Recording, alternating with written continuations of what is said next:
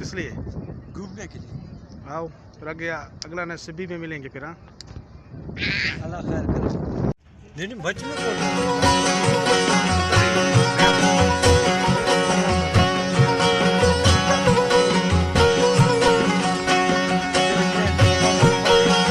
मारेंगे जाएगा किधर को।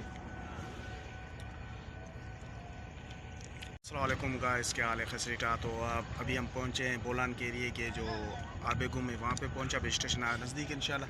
तो फतेह क्या कहना चाहते हो भाई? मैं कुछ नहीं कहना चाहता। क्यों यार? बोर हो रहा है। क्यों बोर हो रहे हो? आगे करें फिर, है ना? तो अगला नेक्स्ट इंशाल्लाह आगे अगली वीडियो मिलते हैं गाइस। अभी हम पहुँच चुके हैं आबेगुम के स्टेशन पर और इंशाल्लाह आगे ट्रेन के अंदर भी आगे काफ़ी स्टेशन आएंगे, वो भी इंशाल्लाह मैं आप लोगों को वीडियो में बना कर दिखा दूंगा इंशाल्लाह।